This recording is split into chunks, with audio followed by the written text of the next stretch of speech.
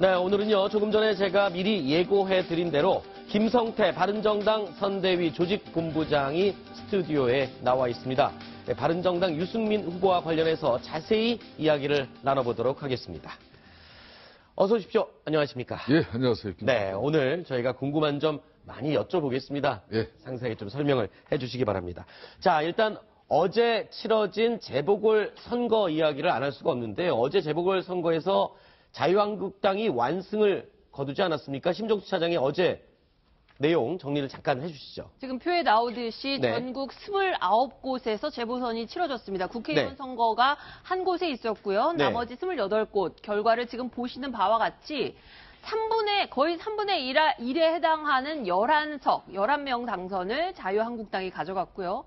나머지 지금 김성태 의원님 앉아 계시지만은 바른정당은 2석에 그쳤습니다. 네. 그리고 더불어민주당이 경남 지역에서 선전을 하면서 7석, 그 다음에 국민의당이 4명, 그 다음에 무소속으로 5명, 이런 결과를 어제 나왔습니다. 네.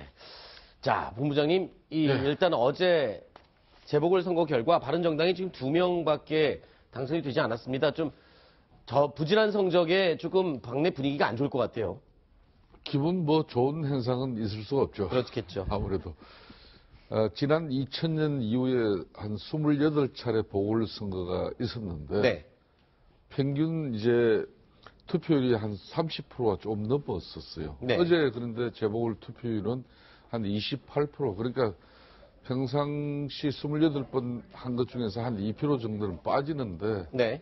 이렇다면은 이건 완벽한 조직 선거가 그러니까 조직표가 네.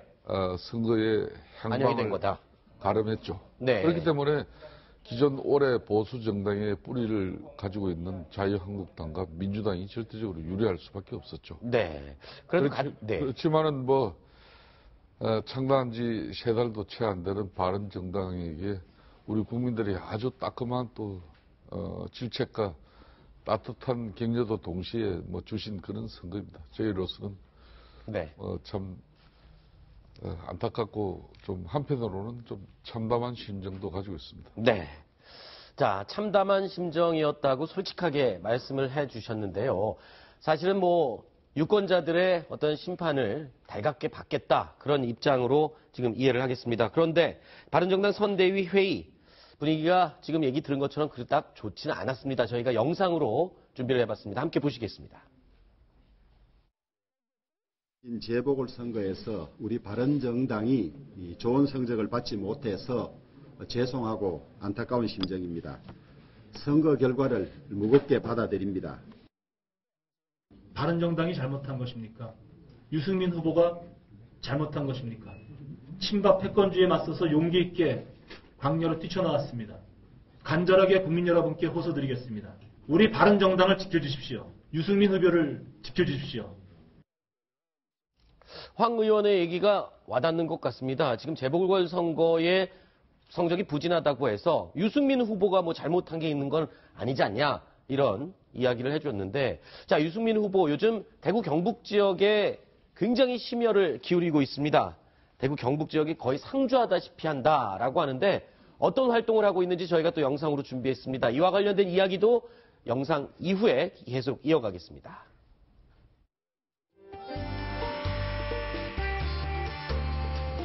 저 유승민이 이 땅의 보수를 바로 세우는데 앞장서겠습니다.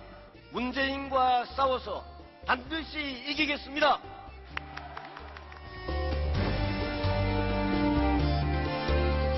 일정 중에 상당 부분은 초반에는 영남 지역의 유권자들 많이 만나고 시간을 보내는데 할애를 하려고 합니다.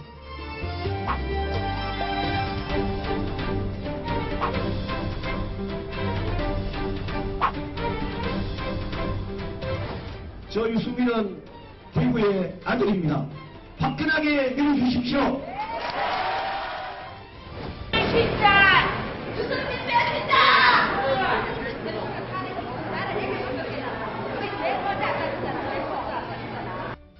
고함을 지르시던 그분들은 저는 진짜 극소수였다고 생각합니다. 박상호든 태극기든 그분들 빼고 나머지 만난 시민들, 상인들이 제가 만난 진정한 시민들 아니겠습니까?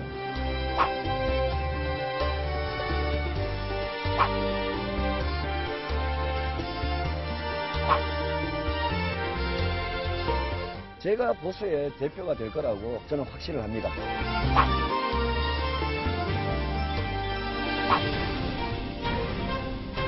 제가 현장에서 시도민들을 만나서 느끼는 거하고 여론조사는 저는 전혀 다릅니다. 투표 결과하고는 굉장히 다를 거다라고 생각을 합니다.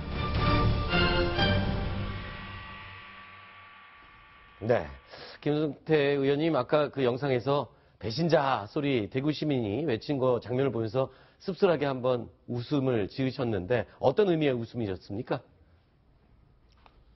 우리 유승민 후보에 대한 동정의 웃음이었죠. 네.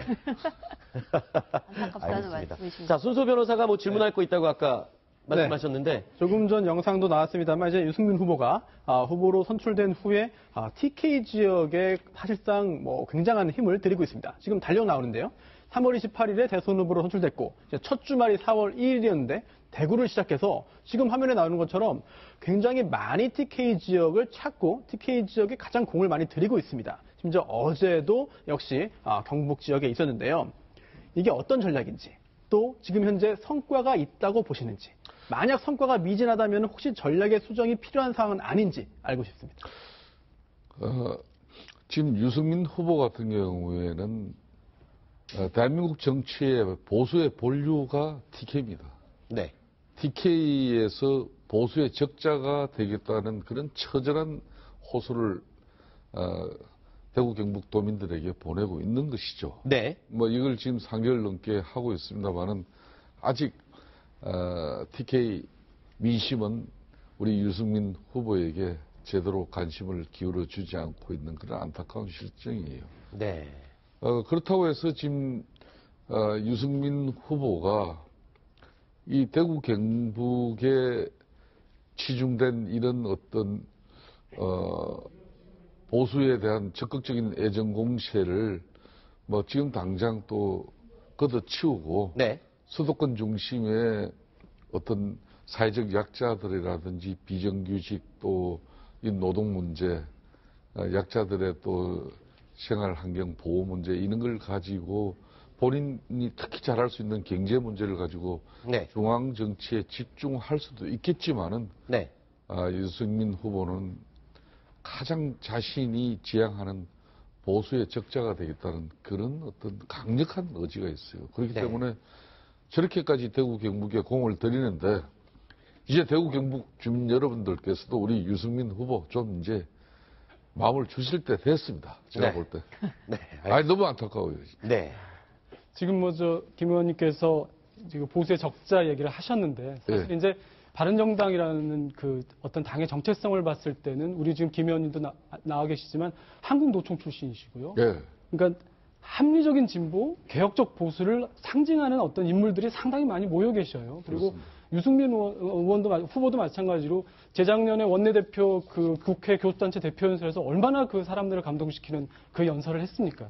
그런 차원에서 정말 지금 말씀하시지만 우리 대구 경북의 민심이 이 보수의 적자로서의 유승민 후보를 아직까지는 인정하지 않고 있는 부분에 대해서 좀 안타까워하시는 부분에 저도 이제 좀 동감을 하는데 그런데 혹시 지금 이렇게 대구 경북 지역에 많이 이렇게 치중을 하시는 이유가 혹시라도 내년도 6월에 있는 지방선거를 혹시 염두에 두고 계시는 건 아닌지.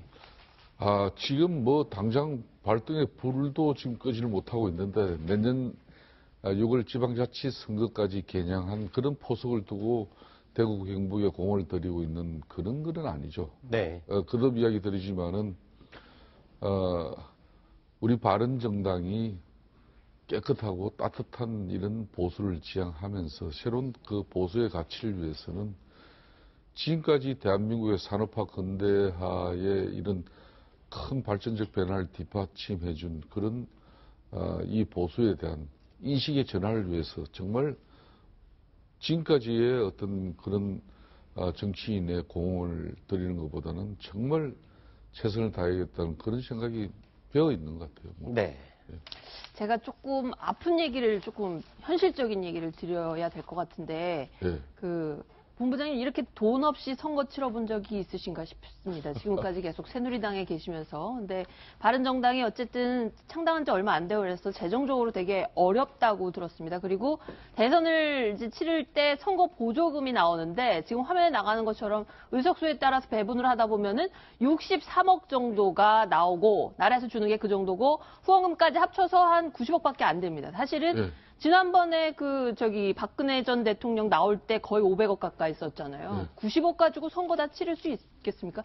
유승민 후보 집이라도 팔아야 되는 거 아닙니까? 글쎄, 유승민 후보 뭐 재산 공직자 신고된 내용 보니까 한 40억 정도 되는 것 같은데. 네. 그거라도 보태야 되는 거 아니에요? 이거 다 보태도 지금 턱없이 부족하죠. 네. 보통, 이 기존 정당의 후보를 가지고 제대로 된 대선을 치려면은 한 500억은 좋게 넘게 듭니다. 그렇기 때문에 중앙선거관리위원회에서도 정당의 대선 지원 이렇게 보증금을 509억까지 아마 이번에 되죠. 네. 그런데 저희들은 지금 현재 돈 쓰는 선거 운동은 사실상 현실적으로 불가능합니다. 그렇기 네. 때문에 어떻게 하면 돈을 쓰지 않고 우리 유권자 국민들에게 좋은 지지를 이끌어낼 수 있는 그런 선거 운동을 하느냐. 뭐 솔직히 지금 아직까지 후보 등록도 안 됐지만은 네.